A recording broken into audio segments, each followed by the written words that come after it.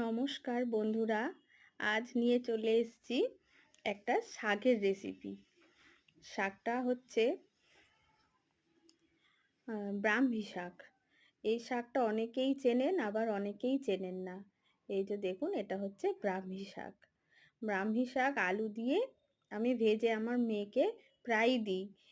এটা ঘিয়েতে ভেজেও খাওয়া যায়, কিন্তু আমাদের বাড়িতে অনেকেই ঘি খায় না, ওই জন্য আমি একদম হালকা রিফাইন্ড অয়েলেই এই শাকটা আলু দিয়ে ভেজে দিই। বাচ্চাদের জন্য তো অবশ্যই ভালো, এটা বড়রাও খেতে পারে এই শাকটা। এই শাকের অনেক গুণাগুণ আছে।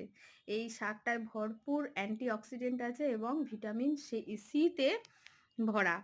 এই শাকটা শুধু যে ব্রেনের বুদ্ধি বাড়ায় তা কিন্তু নয়, ব্রেনের বুদ্ধির সঙ্গে সঙ্গে লিভার ফাংশন যদি কারোর খারাপ হয়ে থাকে তাতেও কিন্তু ভালো কাজ করে, খুব ভালো উন্নতি হয়।